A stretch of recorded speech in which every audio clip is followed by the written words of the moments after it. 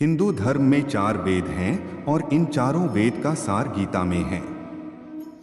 यही कारण है कि गीता को हिंदुओं का सर्वमान्य एकमात्र धर्म ग्रंथ माना गया है।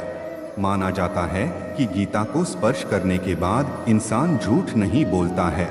भगवान श्री कृष्ण ने अर्जुन को कुरुक्षेत्र में खड़े होकर गीता का ज्ञान दिया था और श्री कृष्ण और अर्जुन संवाद के नाम से ही इसे जाना जाता है। भले ही गीता का ज्ञान भगवान श्री कृष्ण ने अर्जुन को दिया था, लेकिन अर्जुन के माध्यम से ही उन्होंने संपूर्ण जगत को यह ज्ञान दिया था। श्री कृष्ण के गुरु घोर अंगिरस थे दिया था और उन्होंने ही भगवान श्री कृष्ण को सर्वप्रथम गीता का उपदेश दिया था और इसी उपदेश को भगवान ने अर्जुन को दिया था। गीता द्वापर युग में महाभारत के युद्ध के समय रणभूमि में किंकर्तव्य विमूढ़ अर्जुन को समझाने के लिए भगवान श्री कृष्ण के द्वारा कही गई थी। लेकिन इस वचनामृत की प्रासंगिकता आज तक बनी हुई है। हम में से बहुत लोग गीता के बारे में केवल इतना ही जानते हैं कि ये एक धर्म ग्रंथ है, लेकिन गीता से जुड़ी कई बातें या रहस्य नहीं जाते हैं।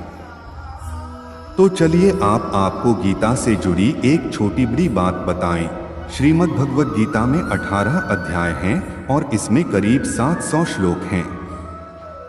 भागवत गीता महाभारत के 18 अध्यायों में से एक भीष्म पर्व का हिस्सा भी है।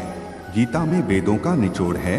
गीता को अर्जुन के अलावा भगवान श्री कृष्ण के मुख से संजय ने सुना था और उन्होंने धृतराष्ट्र को सुनाया था। गीता में श्री कृष्ण ने 574, अर्जुन ने 85, संजय ने 40 और धृतराष्ट्र ने 1 श्लोक कहा है। हरियाणा के कुरुक्षेत्र में जब यह ज्ञान दिया गया तब तिथि एकादशी थी। कलयुग के प्रारंभ होने के मात्र 30 वर्ष पहले इस ज्ञान को दिया गया था और संभवत उस दिन रविवार था। कहते हैं कि उन्होंने यह ज्ञान लगभग 45 मिनट तक दिया था, इसलिए ही इस दिन गीता जयंती मनाई जाती है। प्रथम दिन का उपदेश प्रातः 8 से 9 बजे के बीच हुआ था। गीता में भक्ति, ज्ञान और कर्म से जुड़ी कई ऐसे बातें बताई गई हैं जो मनुष्य के लिए हर युग में महत्वपूर्ण हैं। गीता के प्रत्येक शब्द पर एक अलग ग्रंथ लिखा जा सकता है।